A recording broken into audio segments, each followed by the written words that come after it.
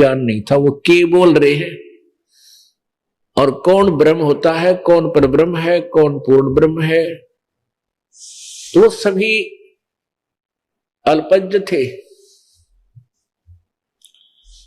कबीर देव, कबीर साहब ने, परमेश्वर जी ने आकर के स्वयं ही अपने यथार्थ ज्ञान को हम तक पहुंचाया।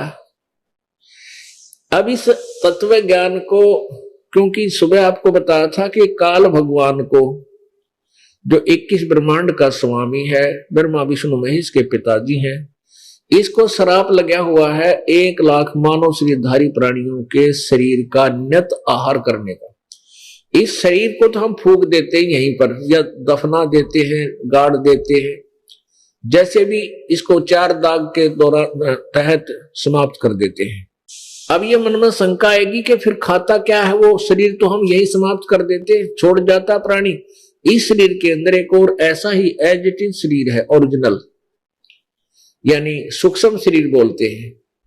ये ऊपर कवर है हमारे, जैसे सर्प के ऊपर कैंचुली होती है, सर्प के ऊपर वह कांचली सी होती है, वो सर्प उसमें से निकल जाता है तो वह कांचली जो होती है वह सर्प के आकार की होती है, लेकिन ओरिजिनल सर्प वो कोई और है।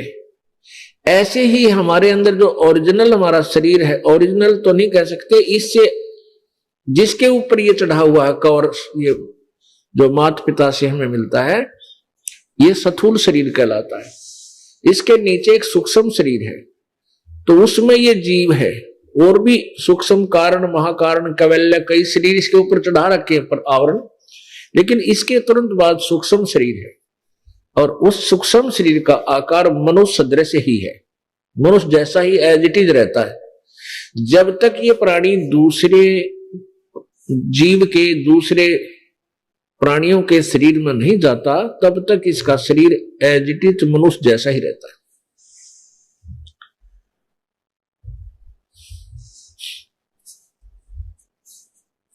तो परमात्मा कबीर देव जी हमें ये बताने आए थे कि ये जो काल है, इसको 1 लाख मानव शरीरधारी प्राणी नित्य खाने का श्राप है। इसलिए इसने अपने तीनों पुत्रों के द्वारा यहां हमें रोक रखा है, फंसा रखा है। जैसे रजगुण ब्रह्मा जी के रजगुण के प्रभाव से हम संतान उत्पत्ति करते हैं। यहाँ की शुद्ध सुख सुविधाओं की, जैसे कार, कोठी, इस तरह की संपत्ति जोड़ना, ये हम प्रयत्न करते हैं। और भगवान विष्णु जी के सतोगुण के दबाव से, प्रभाव से हम एक दूसरे में मोह ममता करते हैं, आसक्त रहते हैं। ये जीव के बस का नहीं। और तीसरे पुत्र तमगुण शिव जी के तमगुण के प्रभाव से हम एक दूसरे को हानि पहुंचा देते हैं, आपस में राग द्वेष रखते हैं, झगड़ा कर देते हैं। और दूसरे शब्दों में ये कहिए कि रजगुण ब्रह्मा से ये हमारे जीवों की उत्पत्ति कराता है, सतगुण विष्णु जी से एक दूसरे में सतिथि, आप एक दूसरे मोह ममता फंसा देता है, यहां रोक के रखने के लिए कि ये यहां पड़े रहें, एक दूसरे में आसक्त होकर ये टाइम पास करेगा। और तीसरे भगवान शिव जी अपने पुत्र के द्वारा ये संहार करवा कर अपना उल्लू सीधा करता है। उसी आधार से इसने सभी प्राणियों को तत्व ज्ञान से कति अपरिचित कर रखा है। ना कोई ऋषि परिचित, ना कोई ब्रह्मा विष्णु महेश को ज्ञान, और ऋषियों को तो होगा कहा, क्योंकि ऋषियों ने ब्रह्मा से ही ज्ञान प्राप्त किया था। अपनात्मा ये समस्या इस दास के सामने है, और पहले हमारे भगवान के सामने थी जब 600 वर्ष पहले आए थे। वो परमात्मा यही शब्द, यही कड़वी औषधि समाज को देना चाहते थे जो दास की ड्यूटी लाई है। तो उस समय समाज ने ये कड़वी औषधि स्वीकार नहीं की, क्योंकि हम शिक्षित नहीं थे। और जो जिनको हम गुरु ब्राह्मण महर्षि मानते थे वो अज्ञानी थे, ते तत्व ज्ञानहीन थे, लेकिन वो केवल एक संस्कृत भाषा को जानते थे, जिस कारण से हमारे पूर्वज उस समय के जो श्रद्धालु ये मानते थे कि जो हमारे गुरुजी अर्थात ब्राह्मण लोग हमें ज्ञान बता रहे हैं ये सही होगा, क्योंकि वो कहा करते थे कि हम पुराणों के आधार से आपको ज्ञान बता रहे हैं, उस पुराण में ऐसा लिखा है, उस पुराण में ऐसा लिखा है, वेदों में ऐसा लिखा है, गीता जी में ऐसा लिखा है।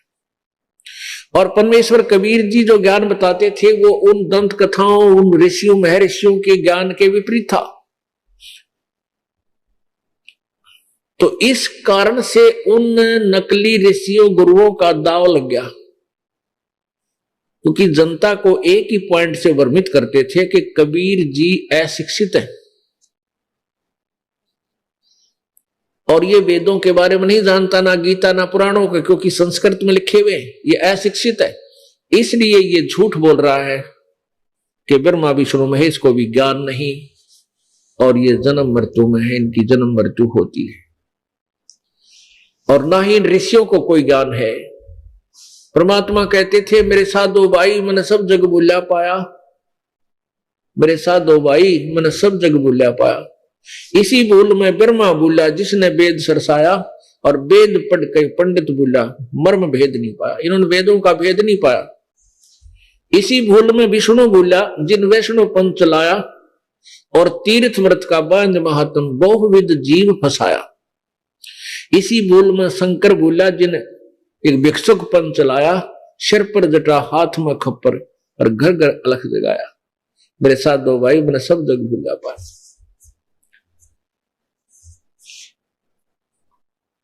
अपुण्यात्मा ये शब्द परमात्मा 600 वर्ष पहले कहा करते, ब्रह्मा विष्णु महेश ने ज्ञान नहीं।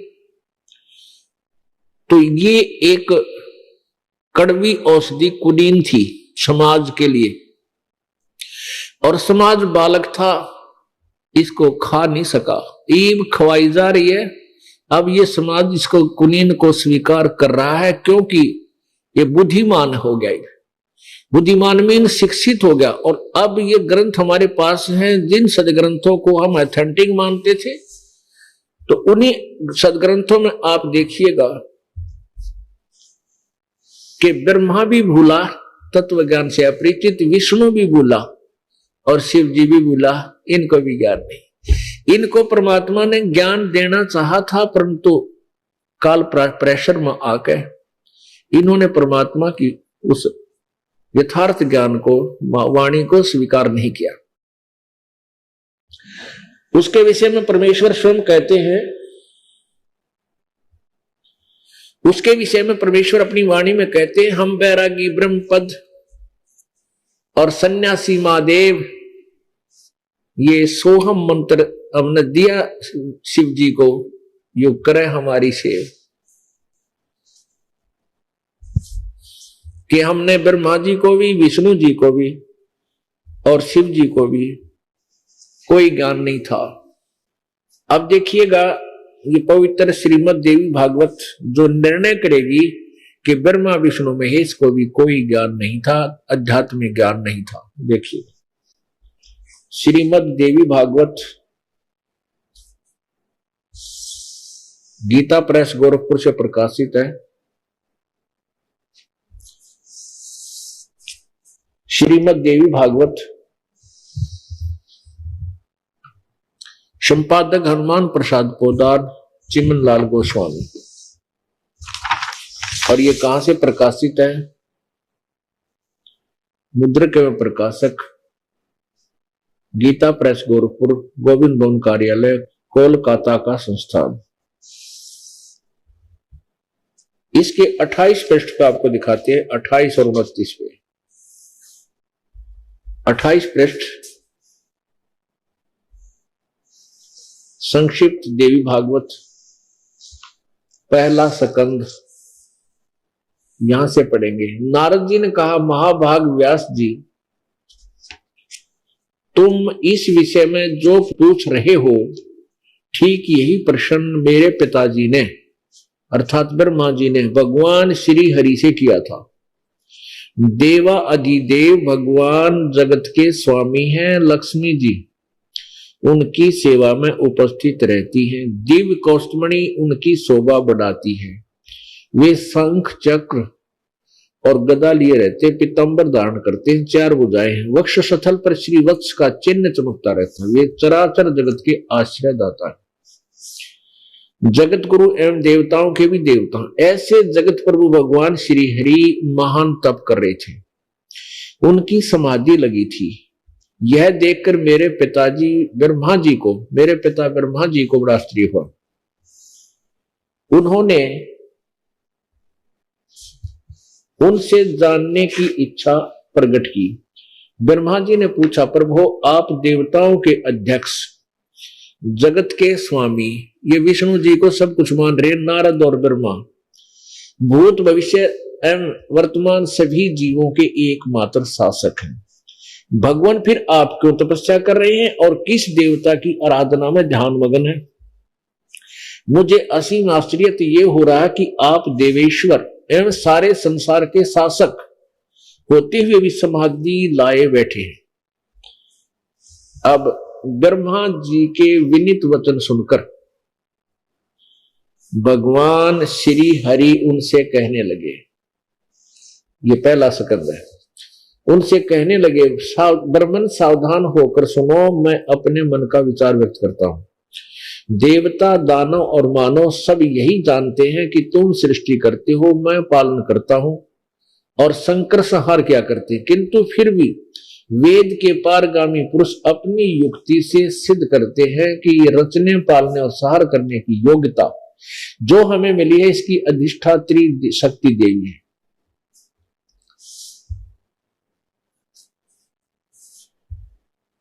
उस शक्ति के अभाव से तुम संसार की सृष्टि नहीं कर सकते, मैं पालन करने में सफल नहीं हो सकता और रुद्र संहार कार्य होना भी संभव नहीं। ब्रह्मा जी, हम सभी उस शक्ति के सारे अपने कार्यों सदा सफल होते आए हैं। सुवर्त प्रत्यक्ष और प्रोक्ष दोनों उदाहरण मैं तुम्हारे सामने रखता हूं, सुनो। यह निश्चित है कि उस शक्ति के अधीन होकर ही मैं इस शेष नाग की सैया पर सोता और सृष्टि करने के अवसर पर आते ही जाग जाता हूं। मैं सदा तप करने में लगा रहता हूं। उस शक्ति के शासन से मैं कभी मुक्त नहीं रह सकता। कभी अवसर मिला तो लक्ष्मी के साथ सुखपूर्वक समय बिताने का सौभाग्य प्राप्त होता है। मैं कभी तो दानव के साथ युद्ध करता हूं। अखिल जगत को भय पहुंचाने वाले दैत्यों के विकराल शरीरों को शांत करना मेरा परम कर्तव्य हो जाता है। मुझे सब प्रकार से, अब देखो कमाल कर दिया विष्णु जी ने, मुझे सब प्रकार से शक्ति यानी दुर्गा के अधीन होकर रहना पड़ता है। उन्हीं भगवती शक्ति का मैं निरंतर ध्यान किया करता हूं। ब्रह्मा जी, मेरी जानकारी में इन भगवती शक्ति से बढ़कर दूसरे कोई देवता नहीं है। अब परमात्मा की वो वाणी सच्ची होगी कि ना ब्रह्मा ने बेरा ज्ञान, ना विष्णु ने ज्ञान, हुआ बाई बोलने सारे। अब इसमें कमाल कर दिया, नारद का है कि ब्रह्मा जी, विष्णु जी सर्वेश्वर महेश्वर, सारे जगत के आश्रयदाता। उधर से ब्रह्मा जी भी ये शब्द बोल रहे हैं और विष्णु जी ने कमाल कर दिया कि मैं दुर्गा से ऊपर कोई भगवान नहीं मानता और मैं इसी की पूजा करता हूं, इसी का ध्यान करता हूं और कठोर तप करता हूं। अब दुर्गा क्या कहती है? जिसको भगवान श्री विष्णु जी फाइनल गॉड मानते हैं, फाइनल देवता, अब वह क्या कहती है उसके वचन सुनो इसी श्रीमद् देवी भागवत में प्रश्न नंबर 562 पर। यह है प्रश्न नंबर 62, यह है 7वां स्कंद और प्रश्न नंबर 562 और नीचे आइएगा। देवी के द्वारा हिमालय को ज्ञानोपदेश, ब्रह्म स्वरूप का वर्णन।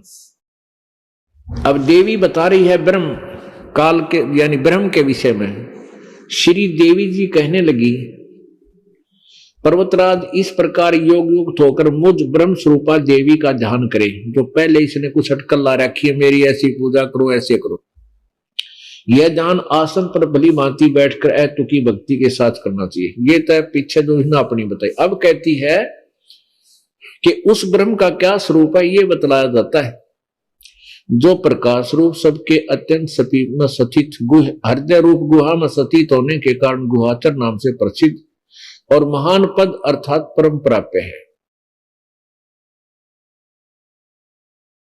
वह समस्त प्रजा के ज्ञान से परे है, अर्थात किसी की बुद्धि में आने वाला नहीं है, यह तुम जानो। जो परम प्रकाश रूप, जो सूक्ष्म से भी अति सूक्ष्म है, जिसमें संपूर्ण लोक और इन लोकों में निवास करने वाले प्राणी स्थित है, वह ये अक्षर ब्रह्म है। वही सबके प्राण है, वही सबकी वाणी है और वही सबके मन है। यह परम सत्य और अमृत अविनाशी तत्व है। सौम्य उस वेदने योग्य लक्ष्य को तुम वेदन करो, मन लगाकर उसमें तन्मय में हो जाओ। अब ब्रह्म के लिए बता रही है कि उस ब्रह्म की साधना करो। सौम्य उपनिषद में कथित महान अस्त्र रूप धनुष लेकर उस पर उपासना द्वारा तीक्ष्ण किया हुआ बाण संधान करो और फिर भावानुगत चित्त से उस बाण को खींचकर उस अक्षर व ब्रह्म को लक्ष्य बनाकर वेधन करो। परवण यानी ओम तो धनुष है, जीवात्मा बाण है और ब्रह्म को उसका लक्ष्य कहा जाता है। उस एकमात्र परमात्मा को ही जानो, ब्रह्म को ही, दूसरी सब बातों को छोड़ दे। ये अमृत रूप परमात्मा के पास पहुंचाने वाला पुल है। संसार समुद्र से पार होकर अमृत स्वरूप परमात्मा को प्राप्त कराने का यही सुलभ साधन है। जिस प्रकार रथ के चक्र में लगे आ रहे हैं, उसी प्रकार शरीर की संपूर्ण नाड़ियां हृदय में एकत्र स्थित हैं। उस हृदय में ही विविध प्रकारों रूपों में प्रकट होने वाला परब्रह्म संचरण करता है, अंतर्यामी रूप से वर्तमान रहता है। उस आत्मा का ओम के जप के साथ ध्यान करो। इससे अज्ञान में अंधकार से परे, सर्वथा परे और संसार समुद्र से उस पार जो ब्रह्म है उसको पा जाओगे, तुम्हारा कल्याण हो। अब आखिर में आगे ना ब्रह्म के ऊपर कि उस ब्रह्म का जाप जपो, ओम उसका नाम, और वो कहां रहता है? ये 563 पृष्ठ 7वां सकंद। वह यह सबका आत्मा ब्रह्म लोक रूप दिव्य आकाश में स्थित है। ठीक है। अब परमात्मा कबीर जी कहा करते थे, मेरे साथ दो भाई उन्हें सब जग भूला पाया, इसी भूल में ब्रह्मा भूला, इसी भूल में शंकर भूला, इसी भूल में विष्णु भूला। अब इनको कोई ज्ञान ही नहीं था। अब ये दुर्गा तो कहती ब्रह्म फाइनल है और सब बातें त्याग दो और किसी की पूजा मत करो। और विष्णु जी कह रहे मैं दुर्गा से ऊपर कोई देवता है ना मानता। मेरी जानकारी में, मेरे आध्यात्मिक नॉलेज में दुर्गा ही सुप्रीम पावर है।